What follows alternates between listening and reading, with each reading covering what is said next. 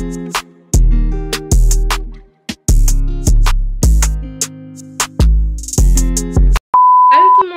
sur ma chaîne, j'espère que vous allez tous bien. Moi je vais super bien.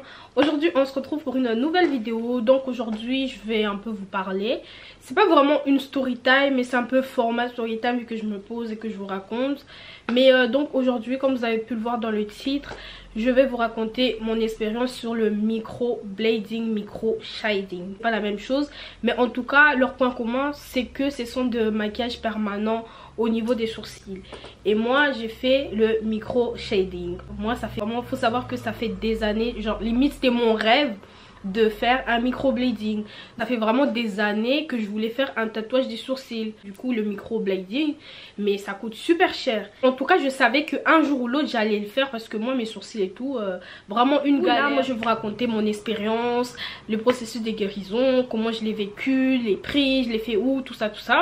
Et voilà, du coup si ça vous intéresse, n'hésitez pas à regarder la vidéo, enfin n'hésitez pas à continuer la vidéo jusqu'au bout parce que je vais vraiment vous dire tout. Je vais vous dire certaines informations parce que moi, il y a des trucs que j'aurais aimé savoir avant de me lancer et de faire du coup le micro shading. Bah, comme je vous ai dit, c'est un maquillage semi-permanent des sourcils, un peu comme tatouage. C'est pas vraiment un tatouage, mais on peut dire que c'est un tatouage. Donc le micro shading, la différence avec le micro blading c'est que je pense que le micro shading c'est ombre powder. Donc ça te fait un effet un peu ombre mais en même temps maquillé. Donc ça veut dire que tu vas te réveiller avec des sourcils qui sont déjà maquillés au réveil.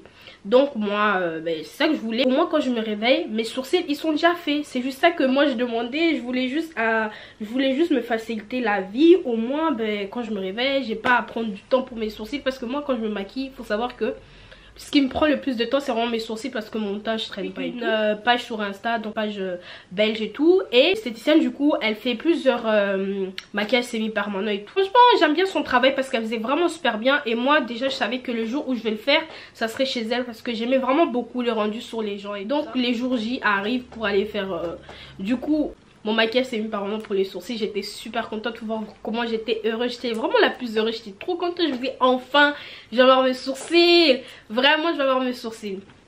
Et il faut savoir que avant de faire mon micro blading, genre moi je savais pas vraiment regarder trop de vidéos sur YouTube. Je m'étais pas trop renseignée. Moi j'étais vraiment focus sur le fait que ok tu fais tes sourcils, tu auras peut-être mal sur le cou, mais après tu as tes sourcils pour une durée indéterminée. Tu as des sourcils. Moi c'est juste ça que je voyais.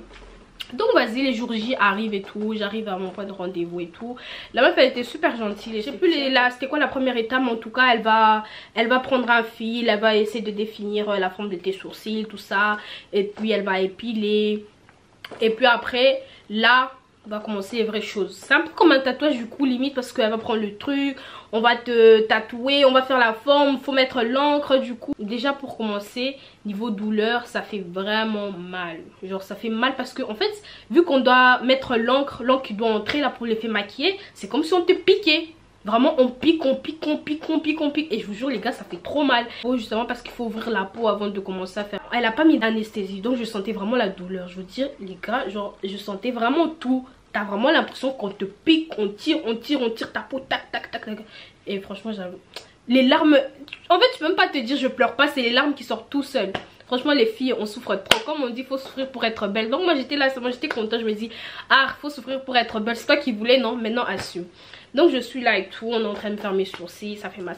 À un moment elle a mis de l'anesthésie, mais franchement je vous jure même quand elle a mis l'anesthésie je sentais la douleur. Donc au final l'anesthésie ça a trop servi à rien et tout. Du coup en fait quand on m'a fini j'étais pas trop fan parce que c'était un peu clair, c'était mitigé. Après elle m'a expliqué que ouais le processus de guérison, tout ça. Douleur je crois quelques heures après j'avais plus trop mal, j'avais juste pris un médicament quand même parce que j'avais mal à la tête. Et après ça j'ai dû acheter un produit pour cicatriser parce que mon esthéticienne du coup elle m'avait conseillé de mettre soit de la vaseline ou alors de mettre du coup le produit des, je peux vous mettre la photo aussi, c'est la roche posay, je vous mettrai là juste à côté. Au soir j'avais plus trop mal, franchement j'étais super contente, j'étais vraiment la plus heureuse parce que j'avais des sourcils, genre j'étais vraiment trop contente, je vous dis même pas. D'ailleurs je vous mets la vidéo là, comment je parlais sur Snap dans ma story privée quand je disais comment j'étais heureuse, à quel point j'étais contente de regarder genre. Salut tout le monde, donc aujourd'hui je vais vous parler parce que j'ai réalisé un de mes plus grands rêves que je voulais depuis. j'ai enfin tatoué mes sourcils. Genre là, j'ai des sourcils. Je peux dire que j'ai enfin des sourcils parce que oui, avant je n'avais pas des sourcils. Là, on dirait que je suis maquillée, mais en fait, je suis pas maquillée. Je peux faire ça. Genre, il n'y a rien. J'ai fait aujourd'hui, pour l'instant, la forme. Je préfère celui-ci que celui-là. Parce que je trouve que celui-là, il est un peu long. Mais en tout cas, ma vie, elle va changer. Ça, c'est sûr. Je vais regarder sur Snap en même temps. Je vais vous dire le processus de guérison. Parce que je faisais des snaps tous les jours pendant 20 jours. Du coup, j'ai snappé. Pour voir vraiment comment ça allait.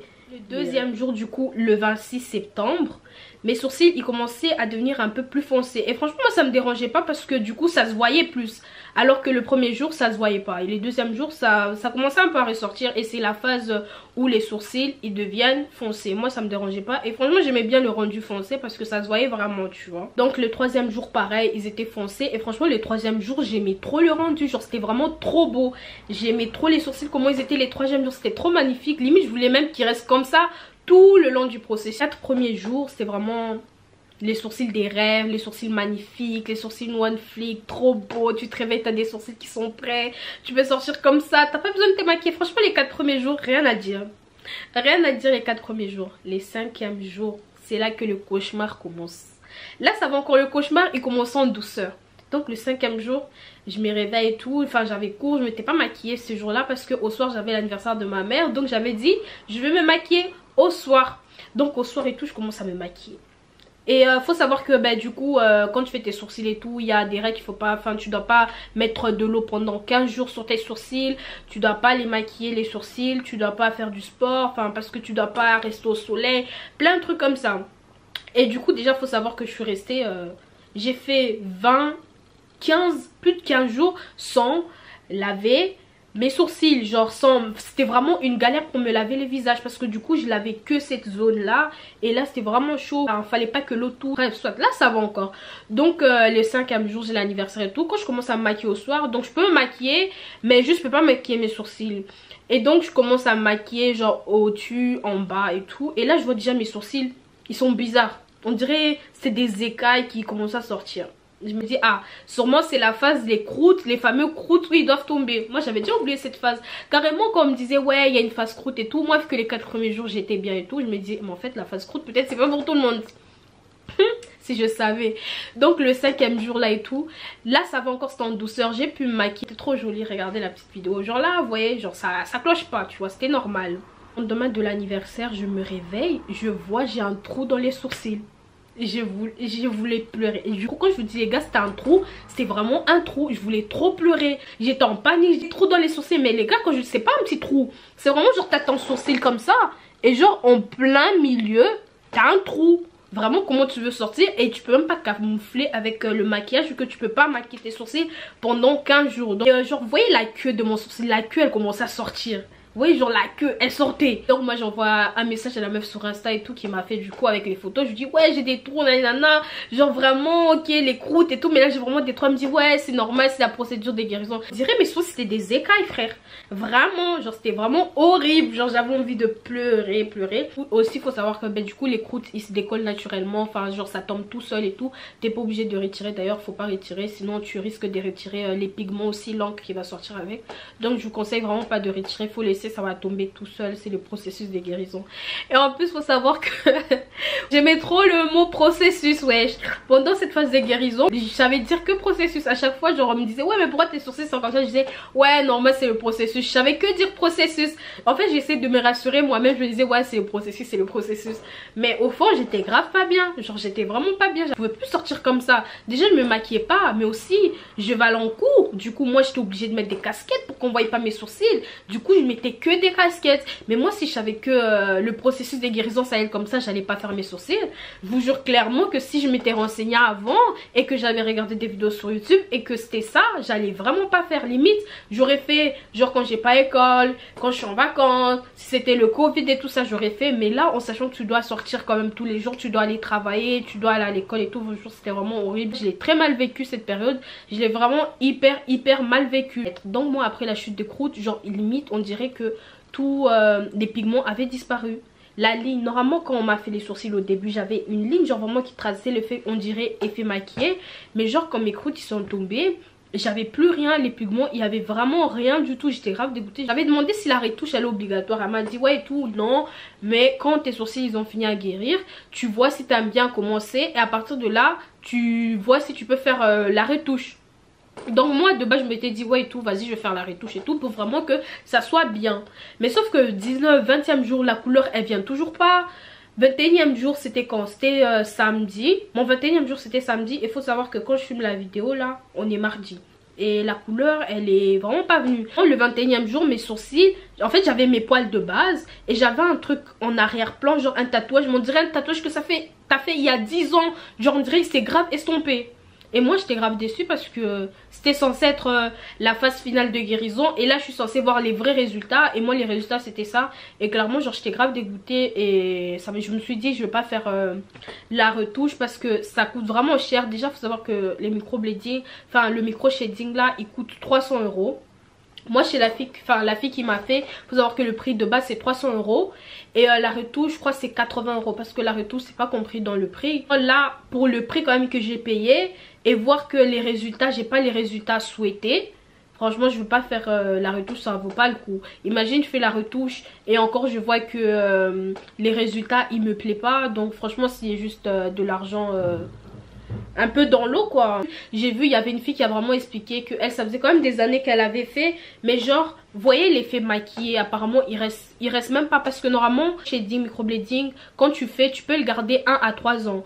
Mais après j'avais regardé les tuyaux d'une meuf, elle m'a dit ouais genre l'effet maquillé il reste quoi 3 mois, 1 mois et après il disparaît. Genre t'as un effet vraiment, tu vois c'est pas l'effet, le même effet que t'avais au début. Et moi je me suis dit c'est pour avoir ça flemme. En fait au final tu dépenses quoi 380 presque 400 balles pour avoir un résultat pendant 3 mois, alors que moi enfin si je fais ça c'est vraiment pour une longue durée. On peut dire que oui je suis déçue, je suis mitigée et déçue en même temps, parce qu'au début les premiers jours j'étais vraiment super contente, surtout les 3e jours, parce que les 3e jours franchement j'aimais trop l'effet que j'avais et moi je voulais avoir cet effet là même quand je me réveille au matin. Justement cet effet là je l'avais quand je me réveille au matin, et là je vois la procédure de guérison, j'ai pas l'effet que je voulais et ça m'a déçue. Je me suis dit ok je peux faire la retouche, mais l'effet là je vais l'avoir pendant 1 mois, 2 mois et après il va s'estomper. Si déjà là je vois qu'en 20 jours il est parti, du coup je vais encore payer. La retouche je pense pas que je vais la faire, ou alors si je vais la faire peut-être dans quelques mois, mais en tout cas là maintenant genre la retouche de 1 mois.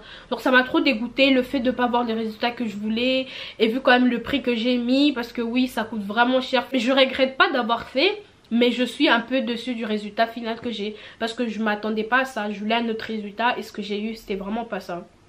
Du coup voilà, je regrette pas. Si c'est à refaire, je pense que j'allais refaire, mais juste si j'avais su le processus de guérison, je crois que je l'aurais pas fait à la période où je l'ai fait. Je l'aurais sûrement fait peut-être quand je suis en blocus, quand je suis en vacances ou quoi. Vraiment si je sais que je vais pas sortir, parce que là c'était vraiment horrible, j'ai trop mal vécu le processus de guérison. Justement quand je dis que je suis mitigée, en fait j'aime bien les sourcils quand je les maquille. Quand je les maquille pas ils se voient pas, alors que le but d'un semi-permanent, enfin d'un maquillage semi-permanent tatouage, c'est que quand t'es pas maquillée t'as des sourcils. Limite ils se mettent en avant que quand je mets du concealer, et alors que moi c'est pas ça que je voulais, parce que les 3e jours j'avais vraiment des sourcils, ils étaient trop beaux, genre j'avais pas besoin de me maquiller, de mettre du concealer quoi, et ça se voyait vraiment. C'est vraiment pour ça que je suis déçue. J'espère que cette vidéo elle vous aura aidé avant de faire votre micro shading, et j'espère que vous allez tomber sur cette vidéo avant que vous puissiez faire. Au moins vous savez un peu à quoi vous attendre, tout ça, la processus des guérisons, les croûtes qui tombent, les trous, parce que au moins vous choisissez un peu votre période en fonction de ça. Imagine tu dois sortir, tu dois aller en vacances et tu fais un micro shading une semaine avant,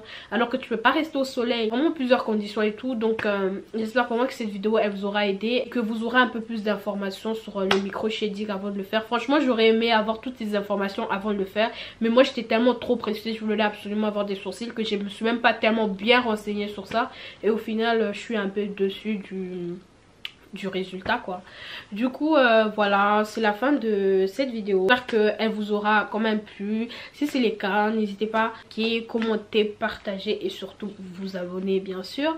Sur ce, moi je vous dis au revoir et on se retrouve très prochainement pour des nouvelles vidéos. Bye bye, bisous.